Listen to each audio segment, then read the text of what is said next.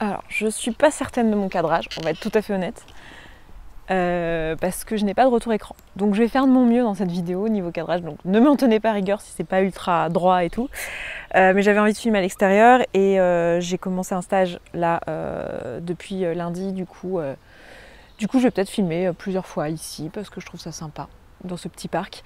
Donc voilà, je vous expliquerai un petit peu tout ça parce que ces dernières semaines j'étais pas très présente, mais j'en parlerai peut-être plus sur l'autre chaîne dimanche.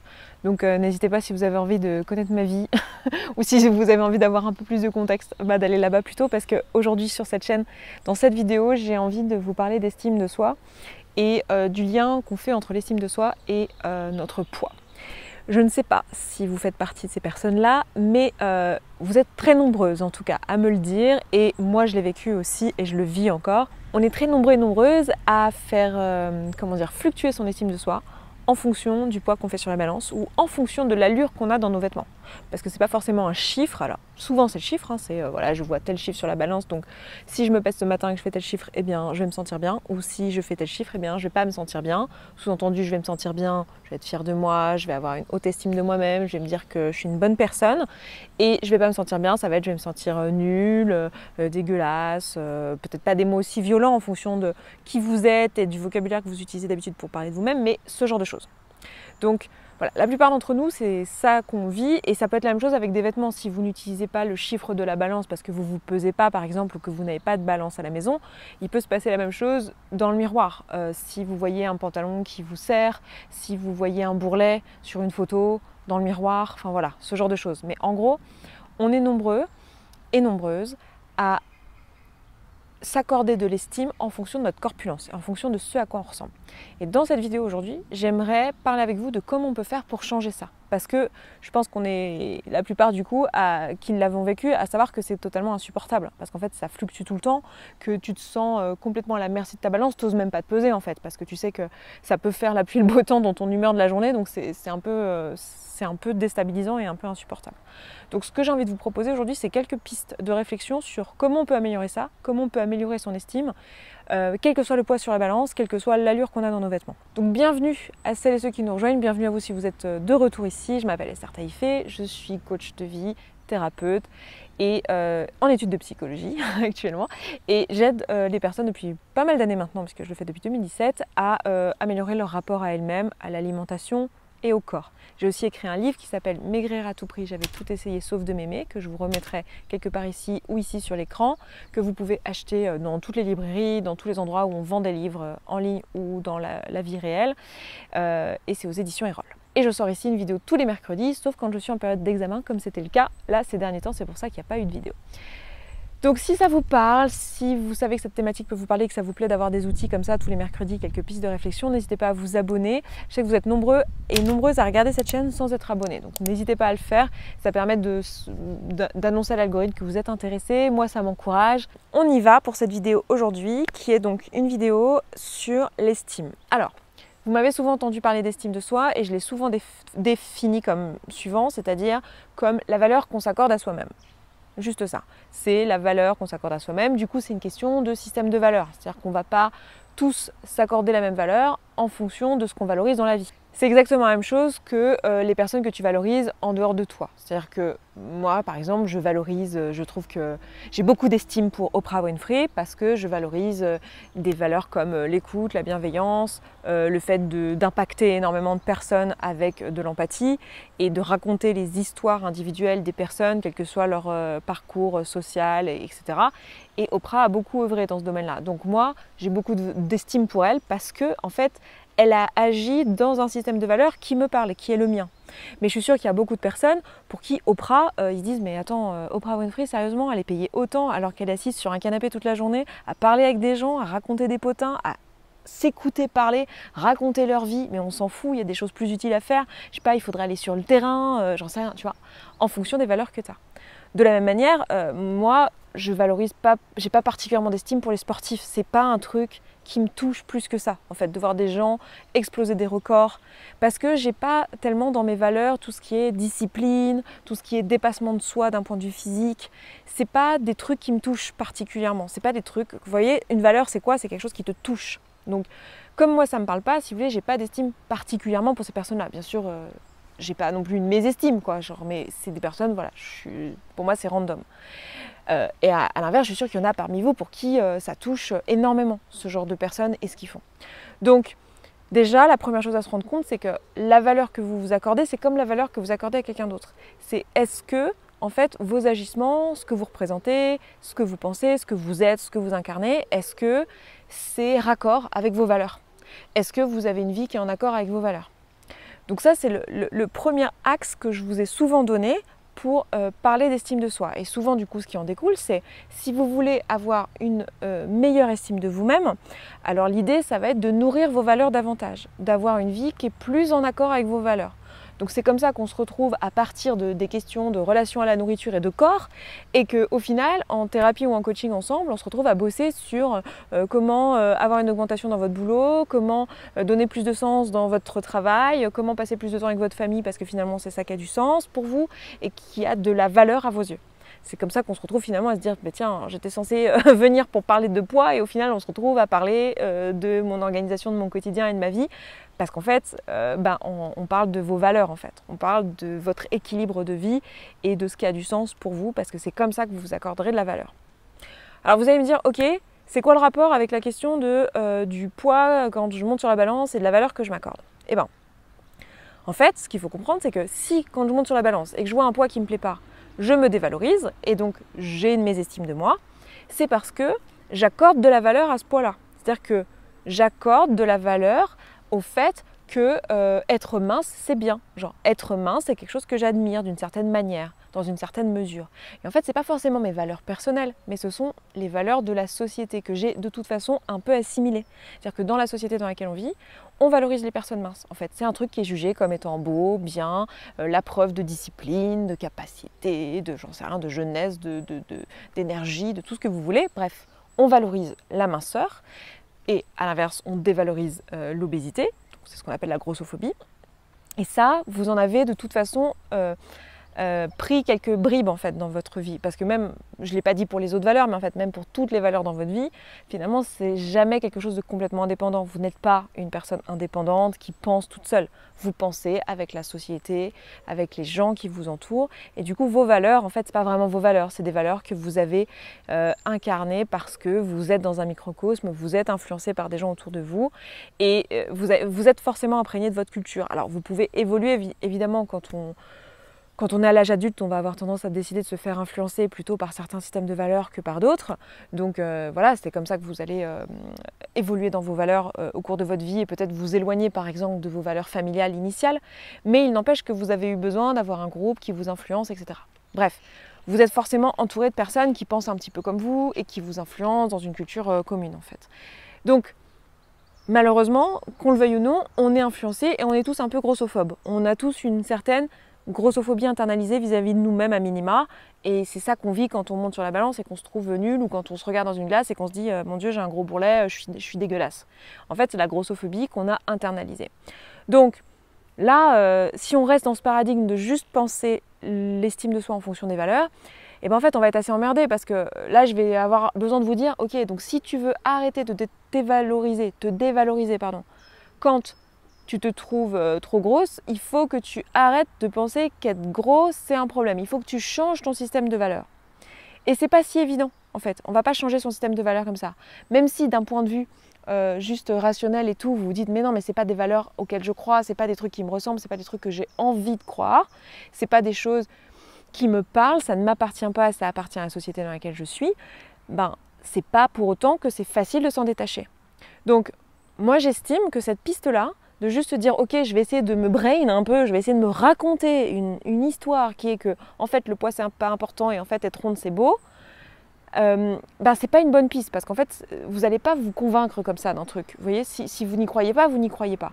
Donc on peut évidemment travailler dessus et collectivement travailler dessus. Et j'ai la sensation que c'est ce qu'on est en train de faire. Moi je sais que par exemple, porter ce genre de petit haut là que je porte maintenant, je vais vous montrer, bon là j'ai remis j'étais au soleil tout à l'heure mais maintenant j'ai remis ma chemise parce que j'avais un peu froid, mais porter ce genre de petit haut il y a quelques temps, je ne l'aurais pas fait parce que j'ai grandi dans une société grossophobe et que on m'a expliqué qu'avoir des épaules larges, avoir du gras sur les bras et tout, c'était pas beau en tant que femme.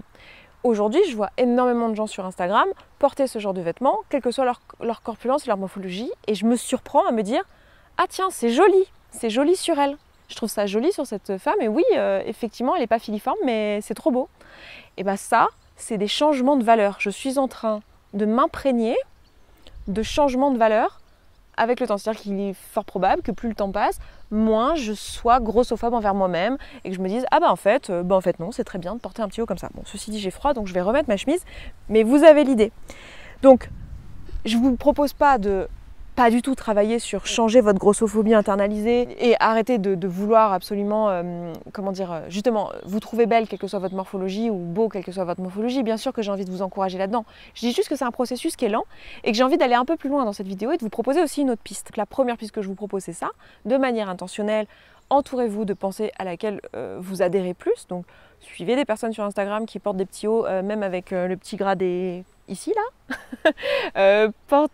C'est tout bête, hein, mais entourez-vous de personnes qui ont ce discours-là, positif, et qui va vous aider, vous, à arrêter de vous dévaloriser quand vous voyez votre poids fluctuer. Donc ça, c'est la première piste que je vous donne, qu'on avait déjà discuté ensemble, mais j'ai envie de vous en donner une deuxième, qui découle d'une autre définition qu'on pourrait donner à l'estime de soi.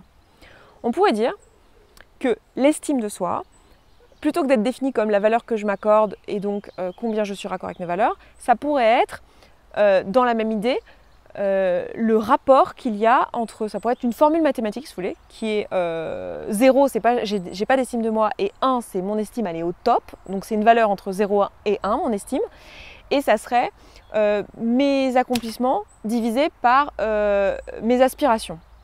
Si mes accomplissements sont égaux à mes aspirations, alors ça fait 1. Vous voyez, mes accomplissements divisés par mes aspirations, si c'est la même chose, un truc divisé par la même chose, ça fait 1.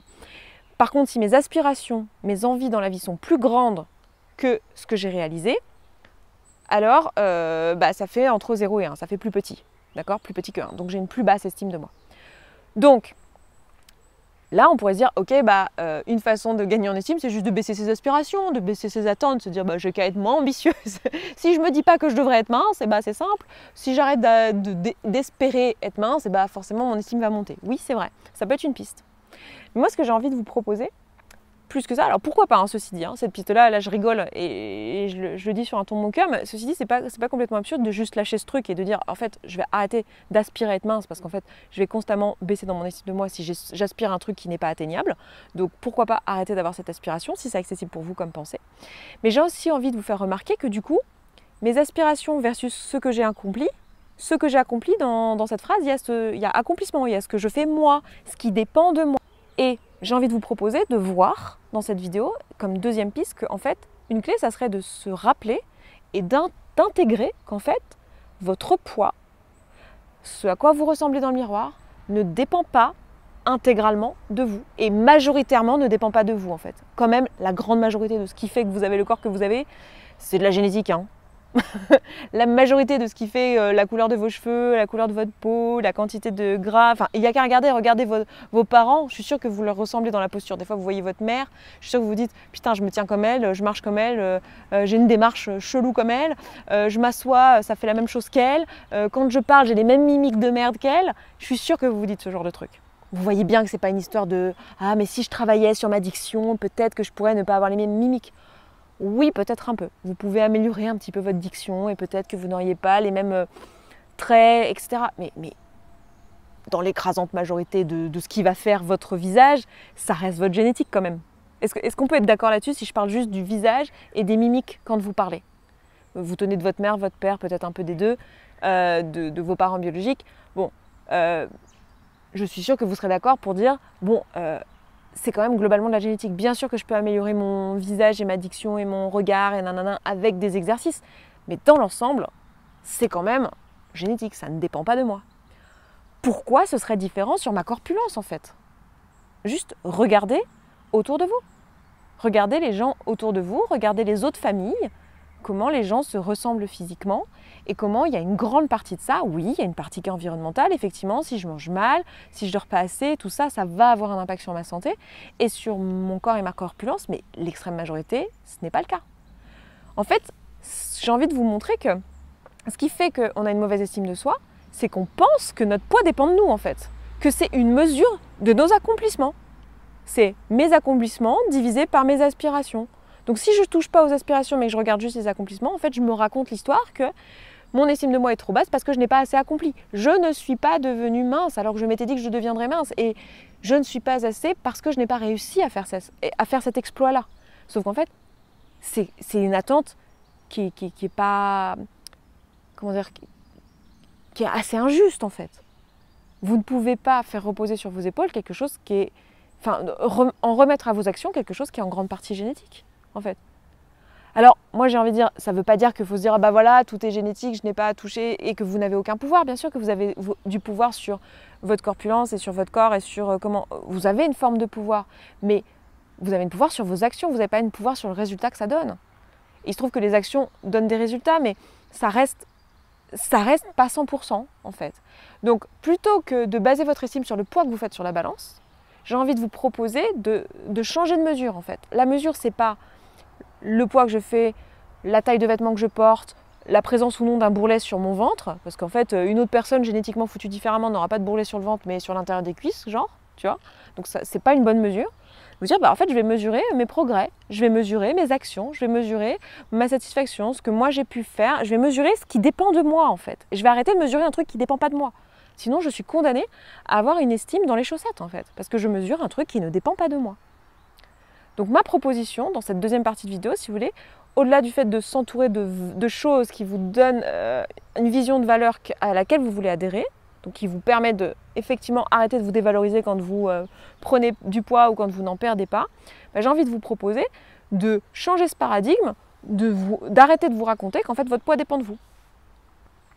Et intégralement de vous, ou majoritairement de vous, parce que vous allez me dire oui mais quand même, il ne dépend pas majoritairement de vous. Faites-vous au moins 50-50, on ne sait pas à combien ça dépend, mais il suffit que vous regardiez vos comportements et vous allez voir. Vous l'avez déjà certainement testé dans votre vie. Vous avez vu que ça ne dépend pas totalement de vous, que rapidement, les hormones prennent le dessus. Même si vous y mettez énormément de volonté, vous pouvez tenir 2-3 semaines, peut-être quelques mois, vous l'avez sûrement déjà fait dans votre vie. Mais en fait, au bout d'un moment, vos sensations de faim, de satiété, d'envie alimentaire, vos appels à la dopamine et au plaisir alimentaire vont reprendre le dessus. De la même manière que, oui, vous pouvez vous retenir de dormir, oui, vous pouvez vous retenir d'aller faire pipi, mais au bout d'un moment, qu'est-ce qui se passe? Et ben, le corps reprend ses droits. Vous pouvez vous retenir de respirer. Moi, je peux faire de l'apnée. Mais au bout d'un moment, je vais faire... Voilà. Et je ne pourrais pas me dire à ce moment-là, « Oh mon Dieu, j'ai pas de volonté, j'ai pas réussi à tenir. » Non, je ne peux pas lutter contre un truc vital, en fait. Donc, on a la croyance, et cette croyance complètement subjective, qu'on peut se retenir de manger ou qu'on peut contrôler son alimentation, alors que ce n'est pas vrai, en fait. Et effectivement, quand on le fait, ça a un impact sur le corps. Mais en fait, cet impact, c'est basé sur des actions qui vont à l'encontre de votre fonctionnement naturel. Donc, ce n'est pas tenable sur le long terme. Donc non, sur le long terme, vous n'avez pas le contrôle de votre poids. C'est pas vrai, en fait. Il dépend de votre environnement, de vos croyances, de votre... vous pouvez travailler un peu sur vos croyances, mais comme, encore une fois, c'est une infime partie. Il dépend de votre génétique, il dépend de votre environnement de manière générale, de la culture dans laquelle vous êtes, et il dépend de trop de facteurs. Et j'en parle dans mon livre, hein, si vous voulez, petite... promo pour mon livre, si vous voulez en savoir plus, petit teasing, allez lire mon livre. Mais même au-delà de mon livre, il y a plein d'endroits où vous pouvez avoir cette information-là. C'est complètement stupide et bête de dire que votre poids dépend uniquement de vos actions. Ce n'est pas vrai. Donc, proposition pour arrêter de vous attribuer une mauvaise estime de vous quand vous voyez que votre poids il y fluctue, et ben, c'est d'arrêter de croire que c'est vos actions et c'est vos accomplissements qui régissent votre poids. Parce que ce n'est pas vrai, en fait. Tout simplement, c'est injuste de penser ça. C'est injuste vis-à-vis de vous-même, en fait, de penser ça. Donc voilà les deux pistes que j'ai envie de vous proposer. Si vous voulez aller plus loin, on peut en parler ensemble. On peut évidemment voir ça un à un. Évidemment, quand je fais des vidéos, j'essaye de faire quelque chose qui soit raccord pour tout le monde. Donc forcément, je dis des choses un peu généralistes. Mais si vous voulez qu'on en parle dans votre situation, vos croyances qui vous sont spécifiques, sachez que je consulte en ligne, à distance. Donc vous pouvez prendre un rendez-vous avec moi en thérapie ou en coaching. Vous avez le lien dans la description de cette vidéo, comme toujours. Et puis bah écoutez, si ça vous a plu, n'hésitez pas à vous abonner, à mettre un commentaire positif parce que ça fait toujours plaisir. Voilà. Vous pouvez aussi partager à quelqu'un que vous trouvez chouette, quelqu'un à qui vous pensez que ça serait utile, avec qui vous connectez sur ces sujets-là. Et puis bah écoutez, moi je m'arrête là pour aujourd'hui. Je vous embrasse, je vous souhaite une excellente fin de semaine et je vous dis à mercredi prochain. Ciao ciao.